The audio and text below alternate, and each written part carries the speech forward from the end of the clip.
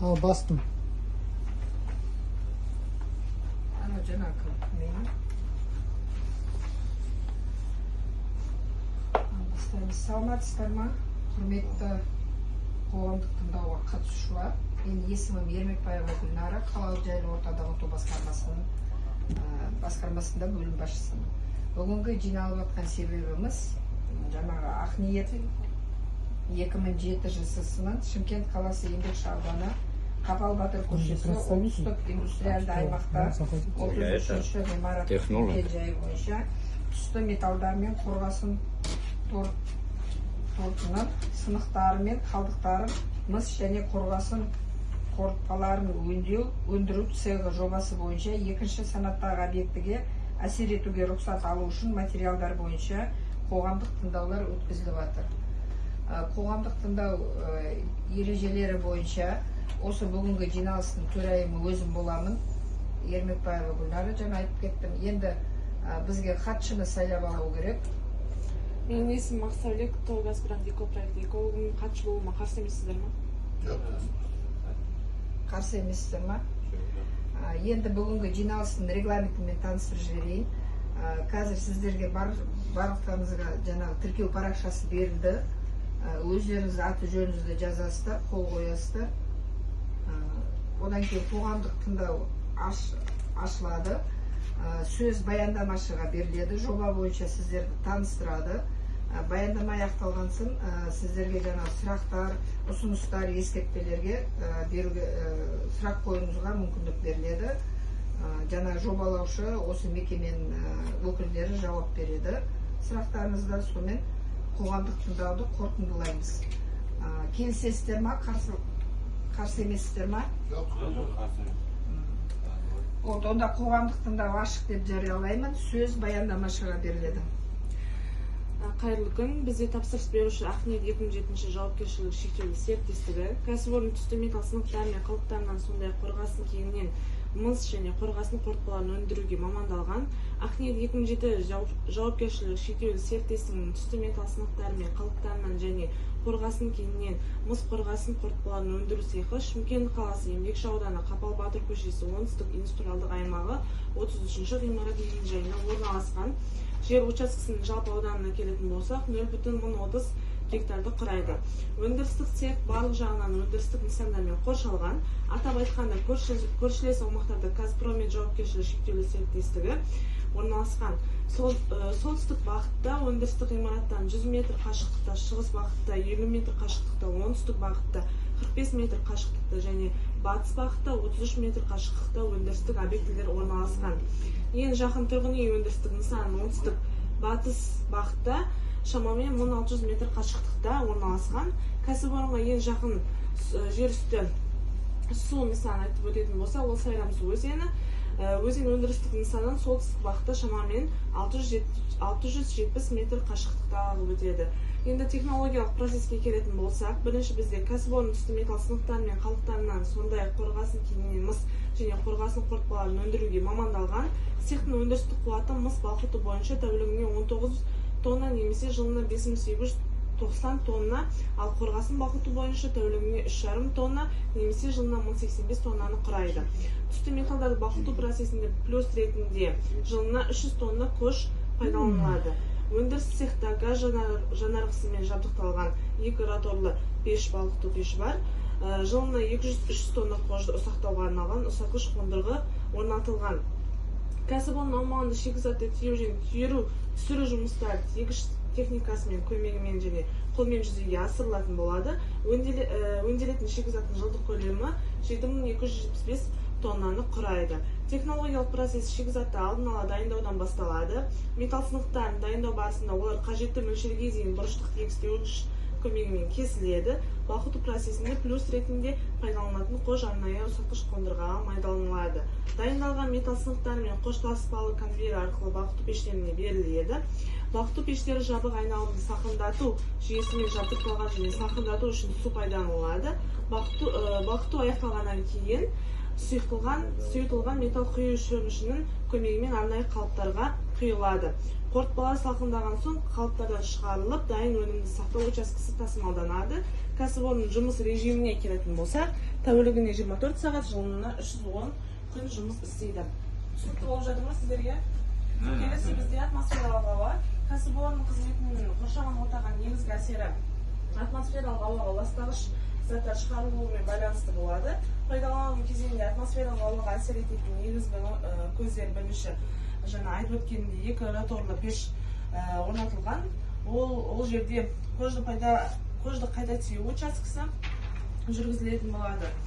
Жүргізілген түгендеу нәтижесінде кәсіпорын аумағында атмосфералық ауаға ластаушы заттар шығаратын болады. Ол жерде 7 көз анықталған, оның 1 көзі ұйымдастырылмаған, 6 көзі ұйымдастырылған шығарындылар көздері болып табылады. Жүргізілген есептеулер нәтижесінде пайдалану кезеңінде шығарындылар көздерінен бөлінетін барлық ластаушы заттар бойынша атмосфералық ауаның сапасына қойылатын гигиеналық нормативтерден сақталатыны анықталады.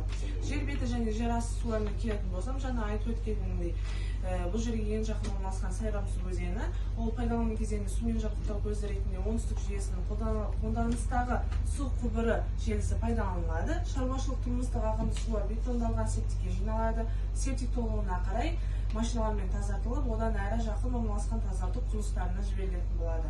Өндірістік ағынды сулар түзілмейді. Жабдықтарды салқындату мақсатында сумен жабдықтау жүйесі қарастырылған. Жүйенің су шығын тәулігіне 5 метр куб немесе жылына 1,65 мың метр кубты құрайды. Салқындату жүйесі тұйық циклды жұмыс істейді. Тек судың булануына және шығындарына байланысты мерзімді түрде су толтырылып отырылады. Өндіріс және тұтыну қалдықтарына келетін болсақ, цехты пайдалану кезеңінде кәсіпорында 6 қызметкер жұмыс істейді. Қызметкерлердің тұрмыстық қызмет нәтижесінде түзілетін қатты тұрмыстық қалдықтар, одан кейін ғимараттар жарықтандыру үшін пайдаланылған шамдар және металл балқыту процесі барысында өндірістік қош пайда болады. Түзілетін қалдықтар экологиялық және санитарлық талаптарды сақтай отырып, арнайы белгіленген орындарда уақытша жиналады. Кейіннен оларды кәдеге жарату немесе жою мақсатында мамандандырылған ұйымдарға берілетін болады. Қалдықтарды жинау және уақытша сақтау арнайы жабдықталған алаңдарда орнатылған металл контейнерлерінде жүзеге асырылатын болады. Қалдықтар дұрыс сақталып, олардың басқару жүйесін тиімді ұйымдастыру және арнайы контейнерлерді пайдалану қоршаған ортаға ықтимал теріс әсерді барынша азайтуға мүмкіндік береді. Өсімдіктер және жануарлар әлеміне келетін болса, жасыл желектерді бұзу мәжбүрлеп көшіру күтілмейді. Қызыл кітапқа енген жануарлар мен құстардың көбеюіне ұя салу орындары жоқ. Осымен менің баяндамам аяқталды. Кәсіпорын бойынша немесе экология бойынша сұрақтарыңыз, ұсыныстарыңыз болса қойсаңыздар болады. Сұрақтарыңыз бар ма? Сұрасаңыздаршы.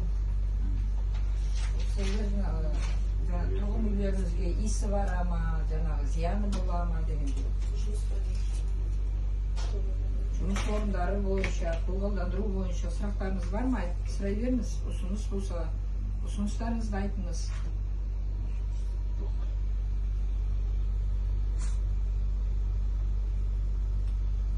Бар ма сұрақтар? Бар енді. Бұл жерден ашылып отса, бұл жерде жұмысқа ала ма осы аймақтан, жан-жақтан, жақын жерден?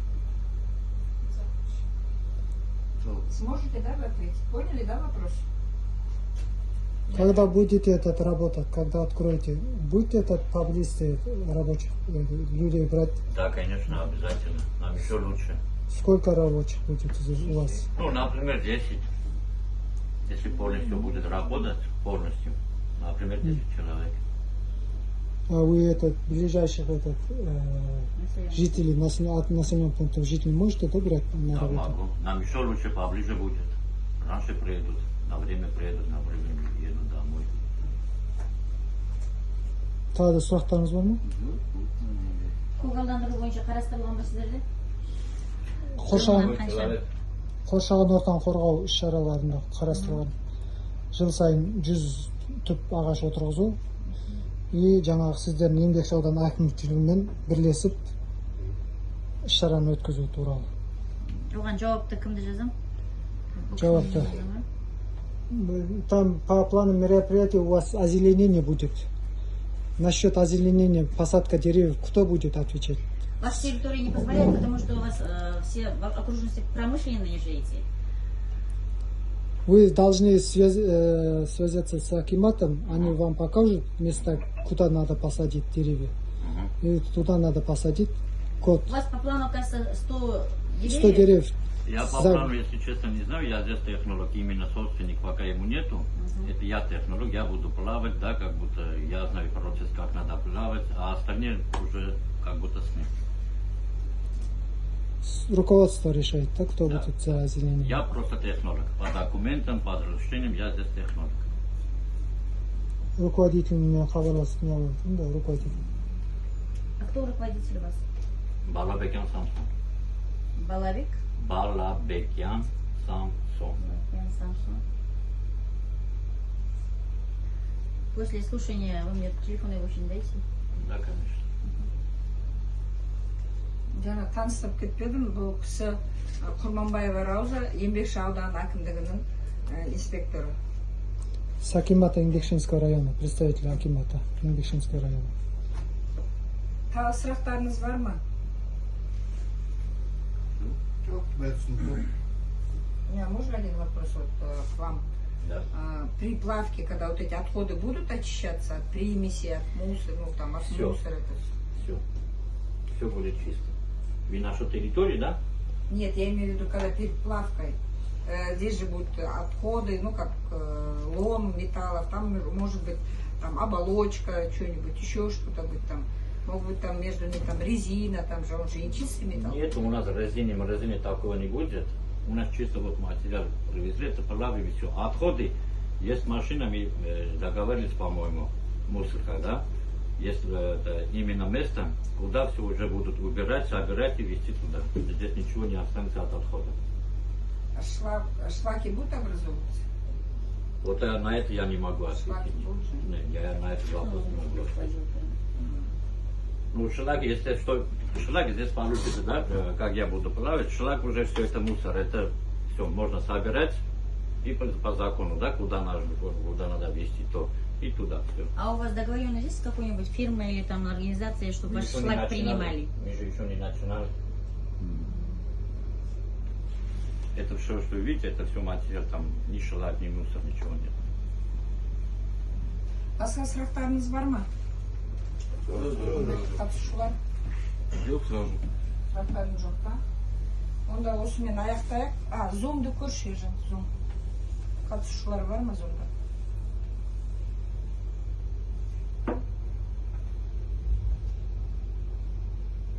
Қазір.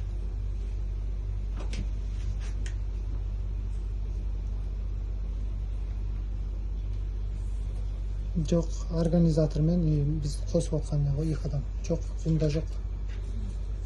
Онда сұрақтарыңыз жоқ болса, осымен қоғамдық тыңдауды аяқтайық. Барлықтарыңызға келген үшін, қатысқан үшін көп рахмет.